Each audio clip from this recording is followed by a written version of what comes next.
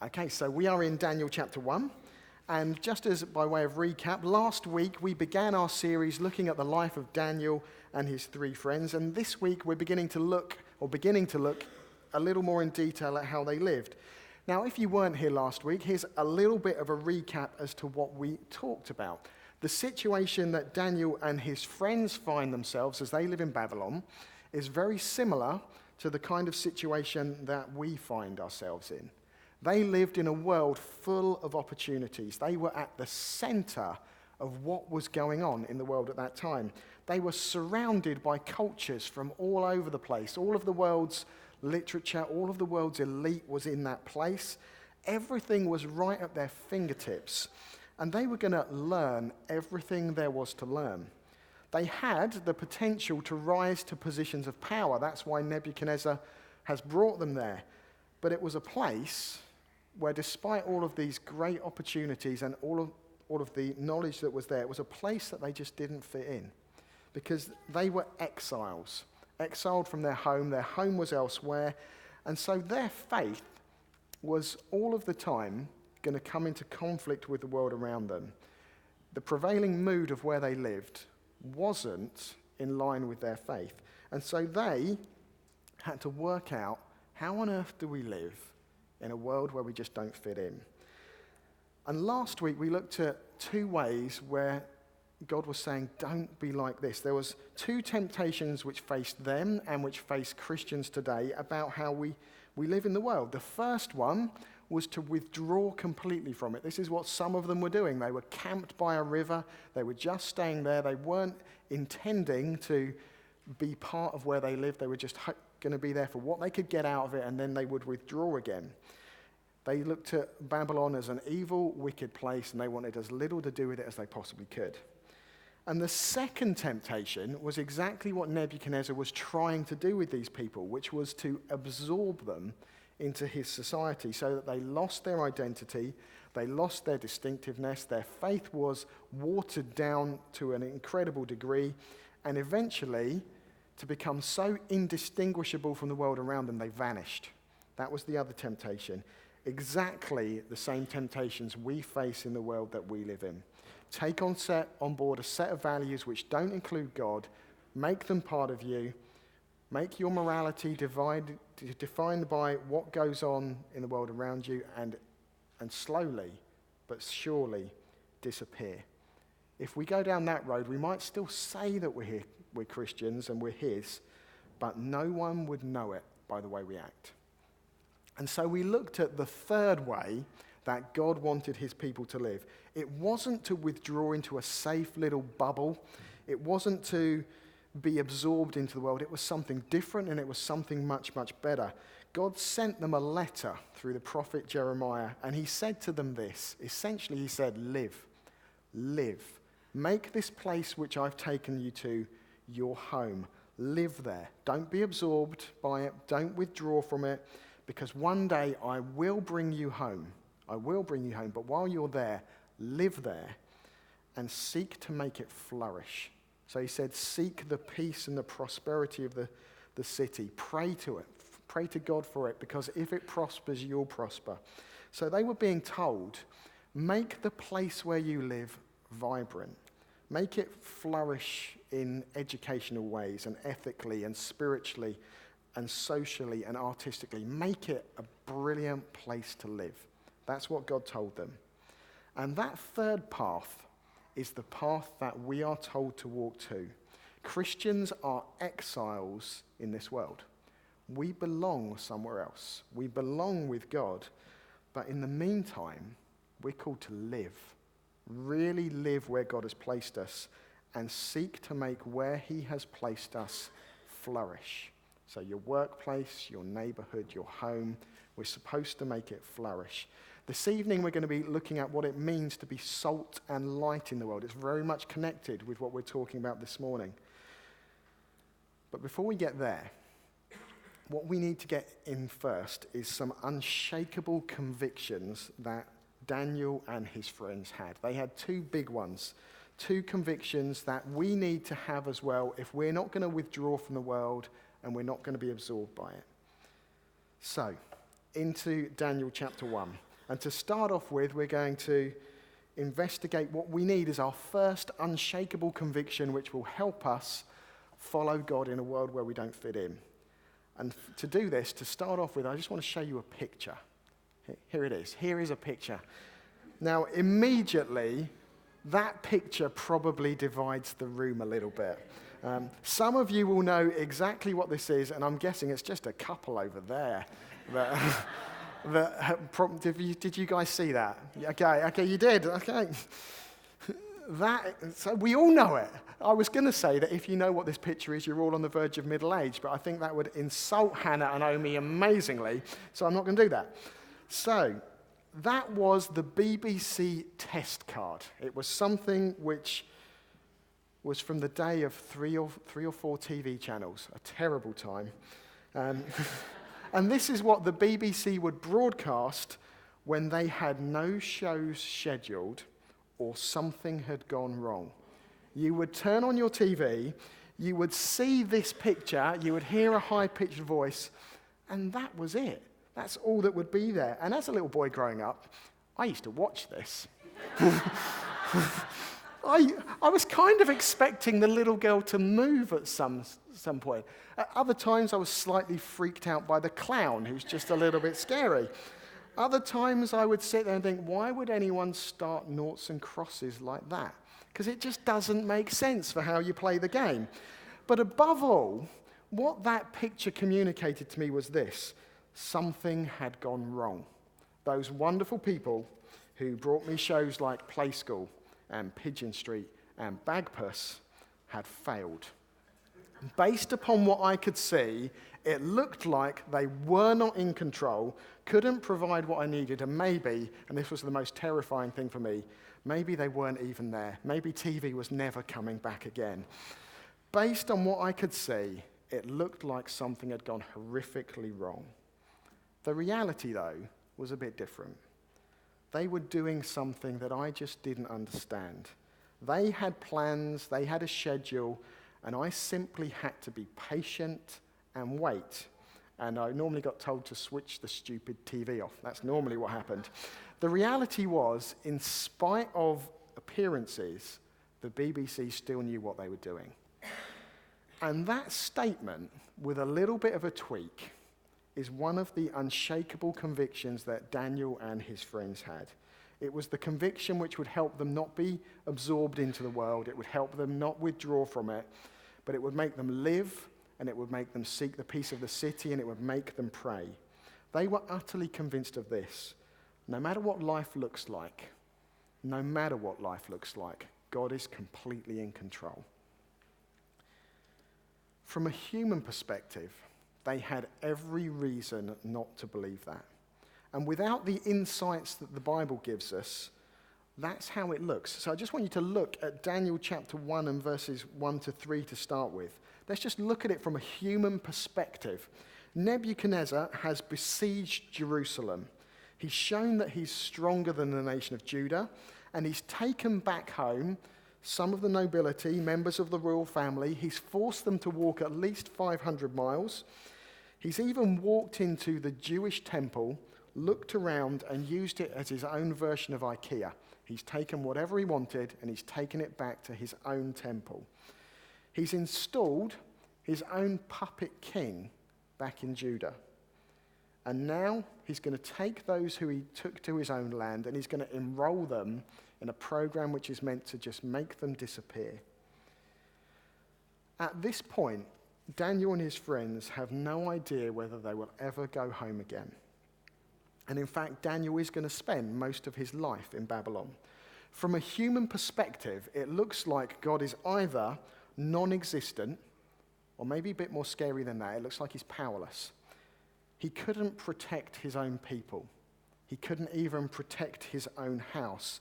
It looks like he couldn't actually stand up against the forces of the world. And it might be that's how you feel. It might be as you look at the world or you look at your own life, you think, where is God? It might be as you look at your own personal circumstances, you are saying to yourself at times, where is he? Because it looks like he's doing absolutely nothing. Everything is going wrong. If that's how you feel, look for a moment at verse 2, because that gives us a glance behind the curtain. Nebuchadnezzar does besiege Jerusalem, but the Lord delivers Jehoiakim into his hands. What that's saying to us is this: on the world political arena, leaders make their plans and take their decisions, but behind it all, the one who's actually in control is God. God sets up kings, God puts them down again. God does it. He directs what's going on. So in recent years, if you've looked at world events and at times have thought, what on earth is going on? What on earth is going on? Let that unshakable conviction work its way into your heart and make its home there. God is in control. And we'll see in a future chapter exactly how he sets up kings and he puts them down again. He's there. He's in control. And at the same time, if you look at political events and you think, I'm really pleased with what's going on at the moment, if you like elections and that kind of thing, it's worth having in mind another thought as well. Nebuchadnezzar was raised up by God. God raised up people like the Assyrians, and he does things at times to teach people a lesson. It doesn't always necessarily mean that it's all going to be wonderful. Romans chapter 1 teaches us that there are times when God gives people the worst thing they could possibly have. He gives them what they want. And sometimes God does that. However it is going, God would say this: his people are to have that unshakable conviction that on the big stage of life, God is in complete and utter control. He does have plans, he does have purposes, and he's working out things for his glory. But also, look at verse 9 as well. Because at this point in the story, Daniel and his friends have decided they're not going to eat the king's food. We're going to come to that in a minute. And it's a dangerous decision. It sounds trivial, but if they look unhealthy, their heads are literally on the line. And what we see in verse 9 is God causes the official over them to have sympathy for their case. He changes the heart of someone really, really close to them. And whilst that person doesn't agree to their request, it kind of sows the seeds for the guard who looks after them to give them a test so that they can do what they want to do. God controls the big stage of life, but he also controls what goes on in the little things as well. He moves the hearts of people around his people. And by verse 17, an extra thing that God does as well, we even see God gives Daniel and his friends the ability to thrive where he's put them. So he gives them the ability to understand and to learn and to live. He wants them to rise to these positions which they're going to take. He's in complete control. Now that's the unshakable conviction you've got to have in your life, that God has complete control of the big things and complete control of the small things as well. That's a foundation you need to live on. That even if you can't see or understand what God is doing, and we all go through times like that, you know deep in your heart that he knows what he's doing, everything's meant for our ultimate good, and everything's meant for his glory. And to just trust that he knows what he's doing. So if at this moment you're going through something and you have no idea why it's happening, and I know there are people in that kind of situation at the moment, if you're frustrated with God, here are a couple of things to take away. You are allowed to speak your frustration to God. You're allowed to do it. The Psalms are full of people who were confused as to what God was doing, and they pour their hearts out to him. If you're confused by what God is doing in your life, speaking it to God is not a lack of trust. It's probably one of the best things you can do. And if that's how you feel, if you are confused, you're probably in good company. I reckon that's what Daniel and his friends were probably going through as they walked from Judah to Babylon. They probably didn't know what was going on. It's what people like Joseph in the Old Testament went through. because his life was a series of disaster after disaster after disaster. There were little bright spots, but it seemed to be disaster, tiny bright spot, disaster, tiny bright spot, disaster, until God had put him exactly where he wanted him to be, and he saved lives, saved countless lives. I have no idea whether your situation in your life is going to be one where you rise to a position of power. But I do know this. God does use those moments where we don't understand what's going on to make us into the people he wants us to be. And it might be that's what he's doing with you. And all you've got to do is have the unshakable conviction to start with. He does know what he's doing. He does know what he's doing. So if it feels to you like God is showing the test card to you, and there's that big high-pitched noise and there's nothing seemingly going on, trust him. Trust him. And build that trust by looking at how he has dealt with people all through the Bible. Talk to people who you know have gone through things and let what God has done build that trust within you. He has plans to prosper his people. He has plans to give them a future, but they don't always mesh with our plans. But they're still the best plans. He knows what he's doing. Almost went Donald Trump there, didn't I? There's the best plans. Sorry. Unshakable conviction number 1 is that God is in control and he knows what he's doing. What's unshakable conviction number 2? Well, we find it at the end of the section where we read about Daniel and his friends in the training program. They're about to begin this training. This is where God's placed them. It's also where Nebuchadnezzar had placed them because he wants to absorb them. They're going to be trained and taught all kinds of things. So we read that they're going to learn all of the literature and all of the arts of the wise men of Babylon. All kinds of things. They're going to be taught all kinds of things which were probably really distasteful to them. That's what they would have learned. They're learning how to be a wise man. There's going to be some things which conflict with how they've been brought up. They have the important job dangling at the end of this training program. And they even accept having their names changed. They accept everything. Their names to them were a big thing. Their names were not simply how they were known, but they were also to do with their faith. And Nebuchadnezzar wants to change their names to reflect the gods of his land. He's trying to change everything about them, and they accept everything except one thing. So in verse 8, we read this. Daniel resolved not to defile himself with the royal food and wine. He accepts absolutely everything else, but he will not touch the food and he will not touch the wine. Now, why he won't do this isn't completely clear. It might be that the food didn't meet the Jewish food laws, but that doesn't really explain why he won't drink wine. He was allowed to do that. And when he was older, in chapter 10, he's more than happy to eat the food of Babylon. So there's something else going on here. It might be that he didn't want to eat food which had been offered to idols first, which is what the king's food went through. It was offered to the idol. What the idol didn't want to eat, the king got to eat. Worked out well for the king, I would have said. But it doesn't really explain why vegetables are okay, because they'd have gone through exactly the same process. It might be, and this is what I tend to think, that eating the king's food was your way of saying, I'm completely allied to the king. My prime allegiance is to him.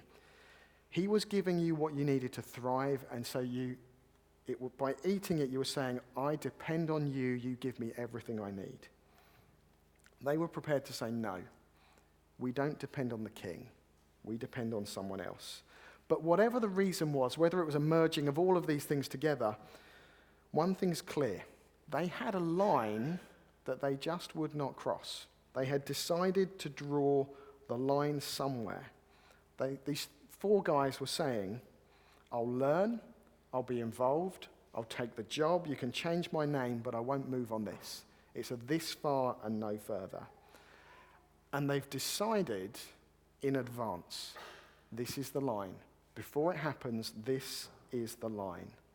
I'm going to seek the very best for the place where God's brought me, but it's this far and no further. Now, it might be today that as you look at your life, you would say, I have no lines. I have nothing where I've decided already in advance of the situation that I'll go this far and no further. Daniel would probably say to us, today's a day to draw some lines, to look at your life and say, this is how much I will accept, but that's where it stops. And Daniel did this as a teenager. As a teenage boy, he decided, no matter what, I'm going to rely on God. It was an unshakable commitment and conviction. He would accept some things. He would accept some big things. But when it came to who he lived for and how he showed it, when it came to who he lived for, he drew a line and said, I live for God first. That's what he did. And he was useful to God for a lifetime because early on, he learned to say this far and no further. Early on, he did that. So where might you need to draw lines? One might be today, you need to just say to yourself, I'm neither going to be absorbed by the world, nor am I going to withdraw from it. That would be a line that you might need to draw. Another might be to do with relationships. If you're single and you want to be married, you draw lines on who you'll consider as a person that you'll marry and how you'll relate to them. If it's money, you might need to say, I am going to honor God with my wealth and my possessions. If it's your career, it might be that you need to say, I'm going to be completely ethical in my workplace. In my old work life, one of the offices that I used to work into used to regularly go to conferences to Amsterdam. And this was all about developing relationships with suppliers and getting deals from them. And the people who went, I bet you can't guess where all of the best deals took place. It was in lap dancing clubs. If your workplace has that kind of culture, you might have to honor God by saying, I'm not doing that. It might be something else, which is the temptation for you. It might cause a problem in your career, but it's a good line to draw. Workplaces can be incredibly unethical places. It might simply be that you say, God, you're first no matter what. No matter what, you're first. You are above my family. You are above my workplace. You are above my own opinion of myself. You are first. That might be what you need to do. Today is the day to decide. Today is the day to walk that path. And to do it, you've got to develop something almost contradictory. So when Daniel, in verse 8, resolves not to eat the food and drink the wine, the word resolve is a really, really strong word. He is not going to do it. It's an unshakable thing. It is simply not going to happen.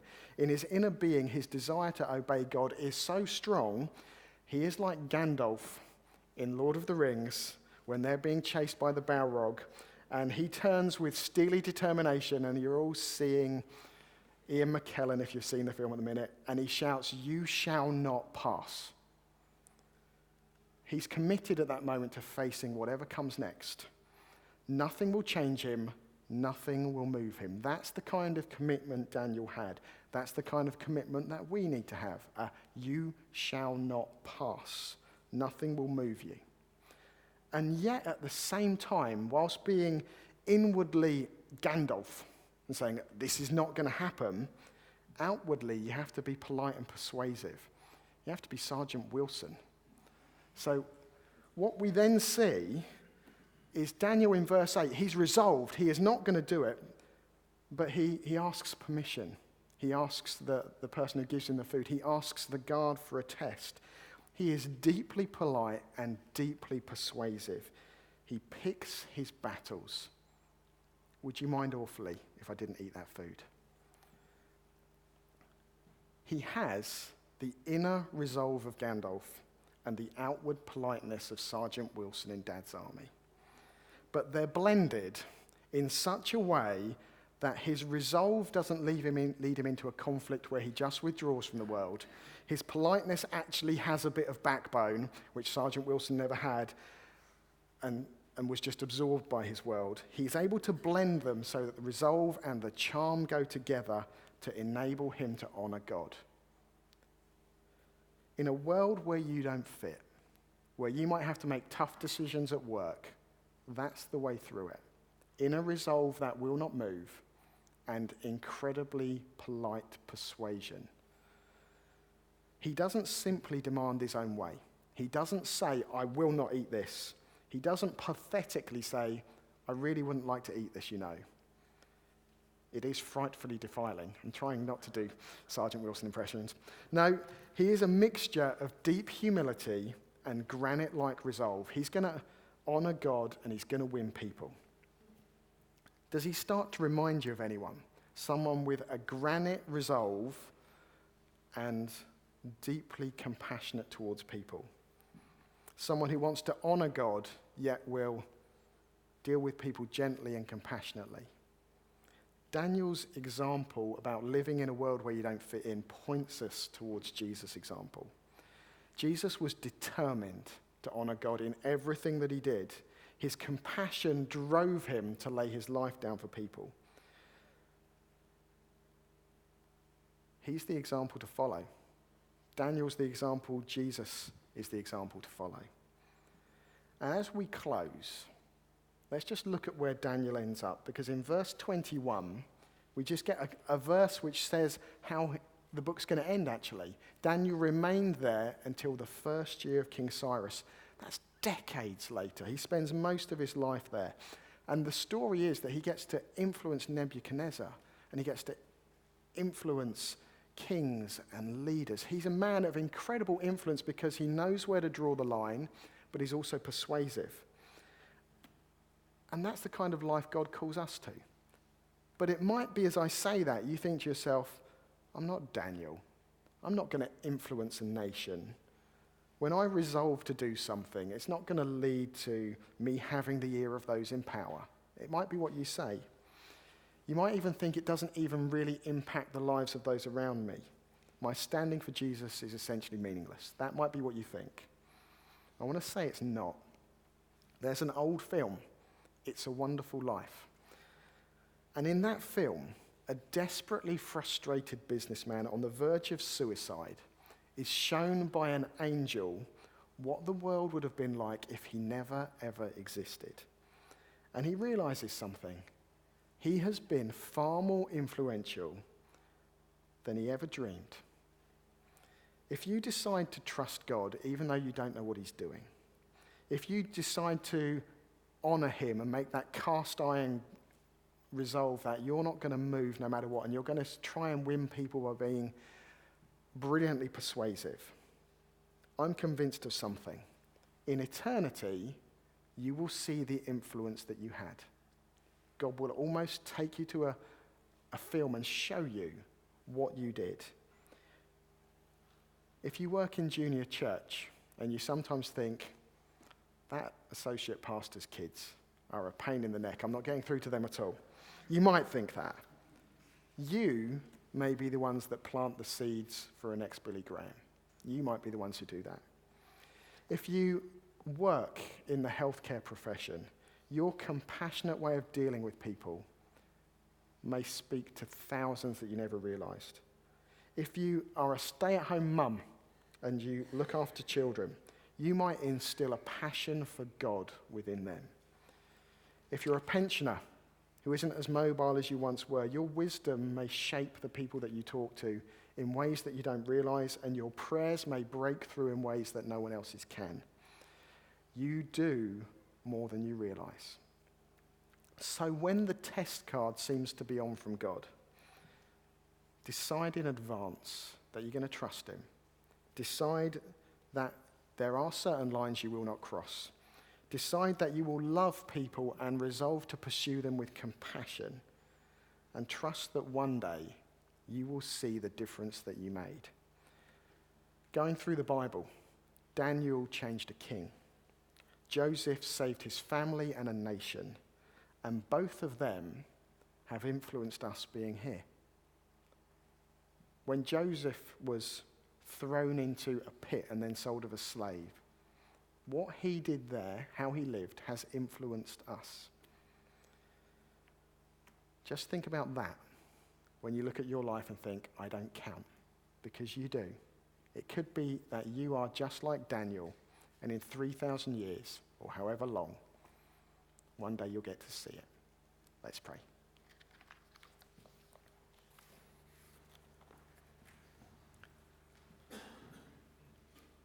Lord Jesus, we want to thank you for your word.